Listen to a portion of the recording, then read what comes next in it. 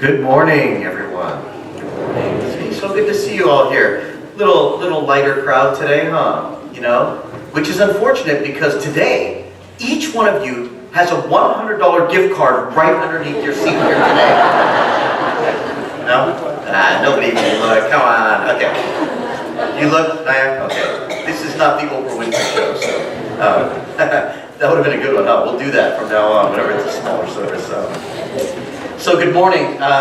It's been a very busy couple of months here at the Betsu-in, which is wonderful. A lot of activity means a lot of things are going on. Many of you have been to most of the events here. As you know, we hosted last month the first ever Sakura Matsuri vendor and food fair, which is a great success. So if you weren't able to go this year, please keep an eye on it for next year. It was a really great event. Wonderful vendors. All of our organizations were able to sell food, so it was just a really fun and wonderful event. We also had, as you know, we had the amazing cast here from the Peace on Your Wings youth musical theater production, and they stayed here at the Betsu-in for almost a full week. So we had kids running around and doing shows, so that was really fun. That was also in March, huh? And in April, Reverend Matt got to experience the first Hanamatsuri with the whole service and the wonderful play. He got to see that for the first time here in Sacramento as well. So that was really exciting. And just last night, we hosted our 4th evening of jazz here at the Sacramento Betsu-in. And it's a wonderful night full of jazz and very talented local musicians. So if you haven't had the chance to see this jazz show, it's definitely something I would encourage you to keep an eye out for. We do this every spring and fall, and it's super cool. We set up the whole Kaikon, we get these really great local jazz musicians, and it's a really collaborative community event, and a lot of people from outside of our community are visiting us in our temple for the first time. So it's wonderful if we have a few temple members there to just say, hey, how you doing, welcome, and it's really great. I hand out all of our flyers, of course. I take full advantage, right? I'm all like, hey, take a brochure, you know, and so it's great. It's nice to have everybody here. So when we had to promote for that jazz show, the promoters of the event are able to get us on this little local radio station. So that's kind of cool, you know. So earlier in the week, we went and the radio, you know, you go in this little tiny studio and the radio DJ is kind of introducing everybody in the room because you can't see, right? It's not TV, so he has to say who's in there. So the guy's like, you know, welcome back, family. This is Leon Guidry here as the smooth voice of 97.5 KDEE, right? And that's how he talks. Yeah, and that's how he talks, and he's all like, today in the studio we have some very special guests who will be featured this Saturday evening at the Buddhist Church of Sacramento. He says it sounds so good, you know. And he's all, we have Mr. Mike McMullen, who's a music professor at Sacramento State University and lead sax player for the Mike McMullen Quintet. We also have the lovely Miss Virginia Ayers-Dawson, who will be opening the show with her beautiful vocal stylings. And representing the venue hosting the event from the Buddhist Church of Sacramento, we have Mr. Koichi, musician.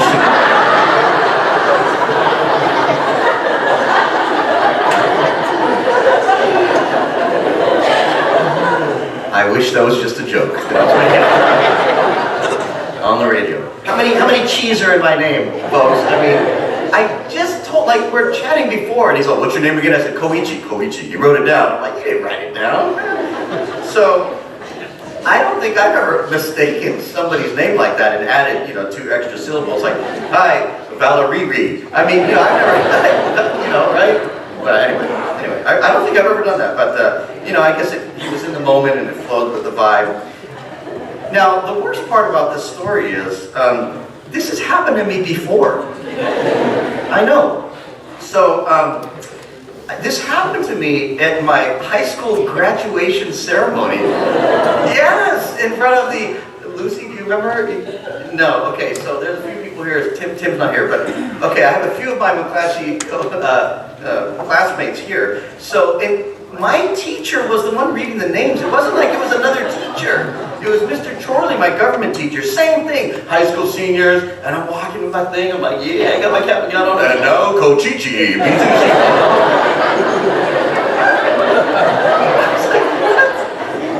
This happened to me twice. And the funny thing is, see, and I asked Lucy see if she remembers this, right? Clearly she was there. She's in our senior class. We were all there together. And it was in front of the whole thing, and there were thousands, I don't know, hundreds of people. And obviously for me, this is, oh my gosh, this is almost 30 years ago. Ooh, I'm dating myself. This is almost 30 years ago when this happened. And I remember it as clear as day, right? I remember it. But even Lucy, who was there, she doesn't remember it. And I'm sure Mr. Chorley, who said it, forgot it like 2 minutes after he even said it, right? He noticed some chuckles and he was like, oh, I guess I'm a funny guy. That's it, right? So that's the thing about what I'm going to talk about today. How we remember things that happen. How we remember events that have happened in our lives. For me, a little bit of a traumatic event, right? I remembered it. I felt a little embarrassed, but obviously the way everybody else remembered it, because it didn't involve them, it just kind of brushed right over and it didn't even matter to them. Isn't that an interesting thing about how memory is and how we recollect things that happen? So the point of this is, even when you get into like a little scuffle or a disagreement or an argument, and this probably happens a lot with especially husbands and wives, you can say something happened, and they'll be like, no, that's not what you said. I go, I just said it. I just said, pick up the blue sock. You said red sock. I don't have it. I said blue sock. And of course, who's right? Janet's always right. He goes, I said. And then Ellie goes, you said red sock, Dad. And I'm like, I was so sure in my mind, though, that I just asked you to pick up the blue sock. So it's so interesting, though, how our minds work. So what I'm going to do for you today is I'm going to play, I'm a YouTube junkie. You know that already. So I'm going to play one of my favorite little TV segments. It's called Brain Games. Have you guys ever seen this before? Yeah, I love Brain Games. So I'm going to play for you just a couple of clips here from Brain Games, and we'll see if you can follow along. The little white arrow on the bottom. Okay. So let's watch this video very carefully, okay? You're going to watch this video, and we'll see how good your memory is. As you can see, I'm clearly stalling while the TV is waiting to turn on. I don't have... Okay, here we go.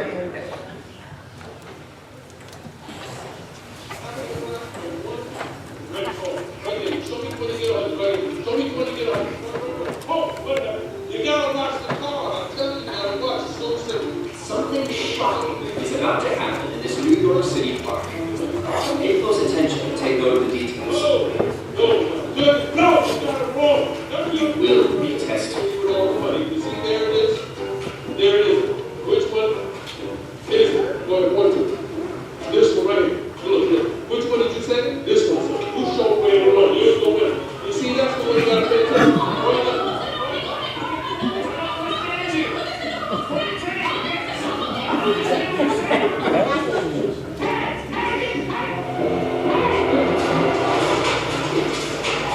You and 20 unsuspecting bystanders just witnessed a crime. And now, you're part of the investigation. An interactive experience in which you, the viewer, will play along. Can you help collar a criminal? Or will your memory let you down? Before we test your memory, we're going to let you see the crime one more time.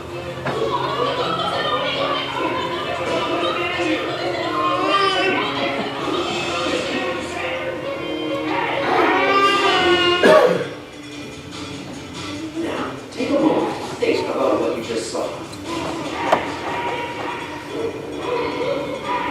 What just happened? Stop us when we say something that's false. A woman was yelling. A man ran from the scene. A woman was robbed. Did you say stop? You're right.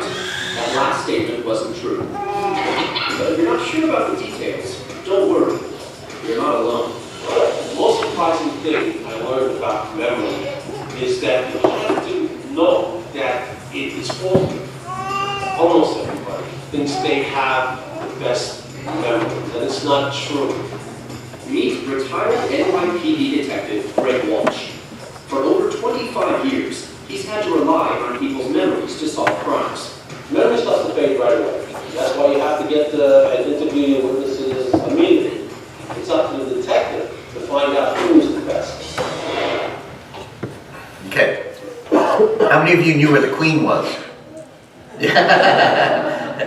Okay, that's good. Okay, so it's interesting, right? So now let's not talk to each other or confer with anybody, but okay, this is going to be the one time that I allow you to take your phones out during service. And if you would like, just some of you, not everybody, I don't want everybody doing this. Yeah, the kids can't wait. They're like, I can get my phone out. They already have their hand in their pocket. Okay, I want you to write down, just briefly, what happened. Just describe me the scene as if I was like a detective and I wanted to say, excuse me, could you tell me what just happened over here? So just a few of you, and I'm going to ask you to email it to me. So should I give you my email now so you can type it in? Okay, bkmizu@gmail.com. So you can populate that, and hopefully somebody will respond here and we'll get some emails on what happened. What I'm doing is I'm just asking you to write down what happened, okay? So while you're working on that, yeah, you get to pull your phones out, so you're so excited here. Okay, while you're working on that, here's an interesting thing. I want you all to think about kind of what went down and think about it. And we're going to ask you a couple of questions here. Before I do that, let me skip ahead to this next part that I wanted you to watch as well. Did you have a question? bkmizu@gmail.com. Thankfully, it's already printed in the Sangha newsletter, or else I'd be giving it to Rigger. Okay, it's already out there. Okay, so let's watch this next part here.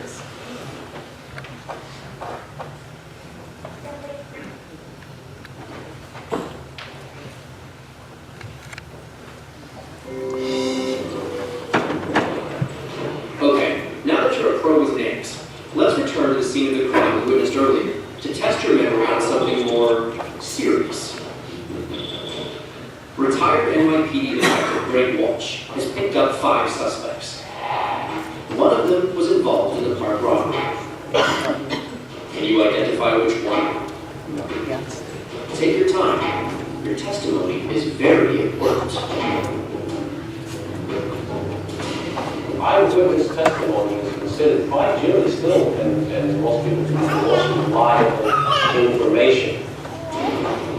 When you go into a lineup, you say, do you recognize anybody? You don't say, do you see the person who committed the crime? You say, no, do you recognize somebody? Very important that you use this verbiage all the time. Where do you recognize that person from? Which suspects do our witnesses recognize? Okay, does anybody recognize anybody? Raise your hand. Okay, what number? Number 3, okay. Yes. Number 5.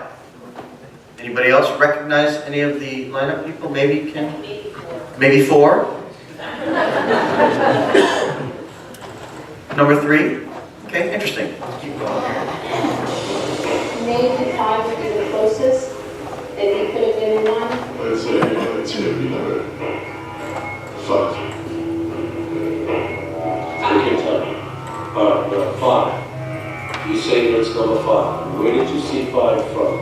I seen him during the crime when he reached into a guy's bag and took something out of the bag. And how sure you were about this identification? Just 257. He looked like the criminal that ran away, and he just looked familiar, like he was there. Number 5, he has similar hair. All right, is there anybody there that you recognize? Number 4. Number 5. So what do you guys think now? Do you kind of remember a little bit better now? Anybody else? Recognize anybody? You know it's obviously a trick, so you're not going to say, oh, I think it's 5, because everybody there is picking 5, so surely.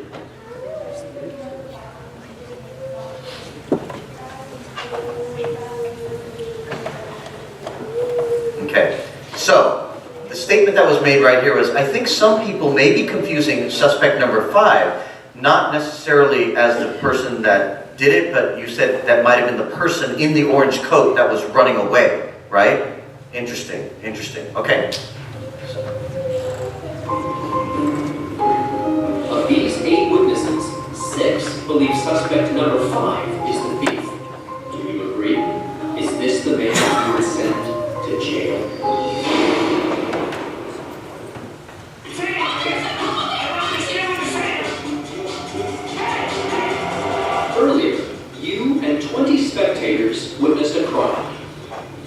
these 5 men was the thief. Do you recognize which one? The actual hurt is suspect number 3. Okay, alright, that's enough of that. Alright, so, that actually couldn't have worked more perfectly. Now, who picked number 3? Okay, no, you can't pick it after the fact. I'm kidding. Okay, so, what I want to say here is, what was interesting is, before I showed you all the people picking number 5, don't you think did a lot of you pick number 5? I picked number 5 as well, when I saw it for the first time. What I found very interesting is that not most, but a lot of the people that chose the number 3 are young people. Young people without personal misconceptions of what the reality is. The point is, the reason our memory is faulty is because when we witness or experience something, it gets blended in with our own personal perception of what we believe reality to be. And this is why the reality gets a little distorted, because it mixes in with what we think we already know, what we believe we already know. And the real trick question to number 5, and you already kind of alluded to this, the real trick question with number 5 is the number 5 guy was actually there in the video as well. However, he was one of the witnesses in the crowd. And this is what's called in memory transference. Our mind definitely made a connection with that person. I remember, I did see him. He was the suspect, and we made a connection, and it was a false connection. So the reason this is part of my Buddhist message today is we have to really stop and consider and realize how questionable, how uncertain our memory can be sometimes. So when we are in a disagreement with somebody or an argument over our belief, our viewpoint, or the way we think or believe something happened, I want you all to leave a little bit of room and realize, you know what, maybe, just maybe, I'm not so right, and that person is so wrong. Because in Buddhism, we try to stay away from terms like right and wrong, and good and bad, moral, immoral. Because these are all the kinds of terms that are only used by people with human egos that define such things. Because in Buddhism, there is no right or wrong, right? It's not defined like that as clearly. So, let me see if I got some emails from here. I got one inappropriate one, so that's good. I'm going to track who you are, by the way. I'm going to track you down. Okay, so one person wrote, there's a couple arguing, and there was a guy in a beanie hat that lifted an item out of the satchel. He passed it to another guy who ran off to the left, and the gal ran off the middle alley. And the guy that ran off had puffy hair. Okay? That was a pretty good account, right? That was a pretty good account. A man and a woman were yelling at each other. A man wearing a cap and a dark jacket approached the man and took something out of the man's bag. Then another man wearing a reddish coat came by and snatched something from the pickpocket. Okay? A woman yelling at a man who can't understand her. The second man runs up and takes a wallet from the first man that the woman was yelling at. The man who took the wallet passes it to a third man. The woman and 2 accomplices all run in opposite directions. Okay? Does anybody else have anything here that they could add? Okay, we'll go you first and...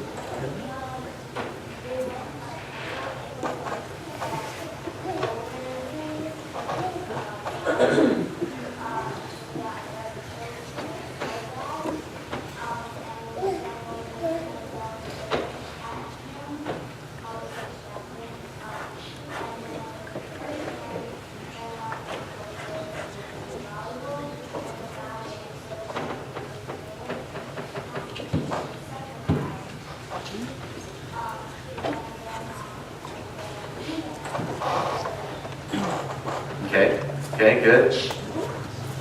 I just remember the woman having long black hair and the guy who found the item having red jacket. Okay, okay.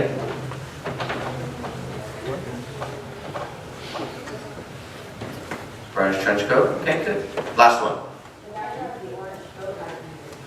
Had a beard. Okay. Right. That's why it was number 5, huh? Yeah. Okay. So the interesting thing is, right now we did a pretty good job, and I think it's because we did a pretty. Our stories are pretty similar.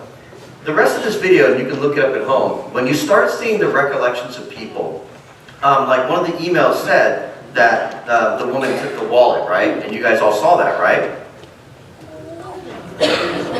No, not the woman, the man took the wallet, I'm sorry. So, both of them took the wallet, huh? Both of them. Oh, okay, but only one took it. Yeah. So how many total people were involved, including the victim? 3? Wait, was it 3 or was it 4? It was 3, huh? It was 3, right? Because, including the victim, right? Oh, that's right. Because there was a man and a woman, and then a guy took the wallet from the satchel, and then handed it to somebody else, and then the 4th person ran away. Okay. All right. See, anyway, the point is, we have 200 people looking at the same thing on a video screen, so it's a little bit different. If we were live at a park, and we were watching the 3-card Monty trying to guess where the queen was, and then that happened, things would be very different, right? Our recollection right now is a lot more accurate. It's a video, it's edited. I guarantee you, if I was an investigator and I was asking, you would have said, there was a lady, she was speaking Spanish, you know, and this and that. I mean, the story would have gone a million different directions.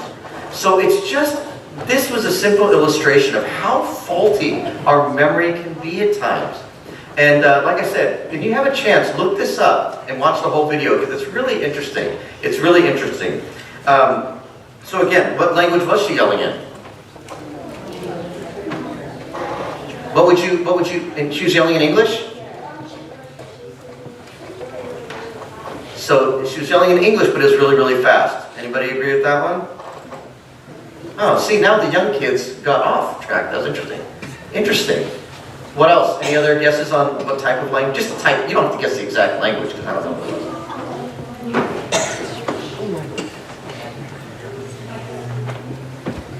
is. But you're still in English, huh? I would guess, let's say, like some sort of Eastern European language, wouldn't you say? And that's a total generalization, but so it's interesting. So it wasn't English.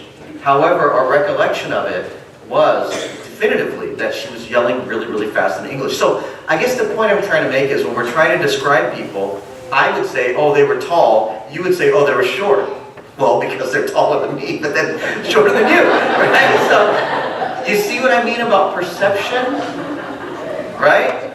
I would have said they're good looking. You would have said, oh, she was ugly because she's good looking compared to me, but, you know, compared to you, she was, you know, you're more beautiful than me. So it's interesting how you see what I mean? And that's what I mean about the human ego puts their twist on so many things, and it alters reality. So I just want you to take this lesson away today. Maybe more so for the husbands and wives that argue over things that happen, but even with kids and parents, you know, why did you do that? Well, that's not what happened, Mom. That's not how it went down. I saw it with my own eyes. That's exactly what happened, you know.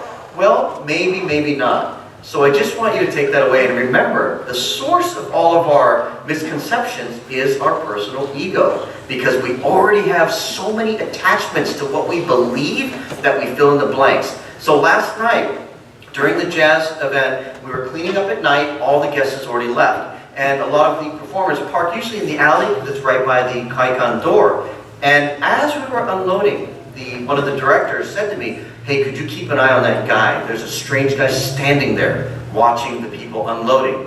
What happened was the caterer that was unloading into his minivan had a flat tire, blew his tire. So he had the van up on jacks and he was changing the tire. And he had his young son with him, probably in 8th grade. So the director said, could you please keep an eye because his young son is there. And there was a guy on the other side of the alley standing there. He was a bigger guy, he had a big old poofy hair, and he had a backpack on.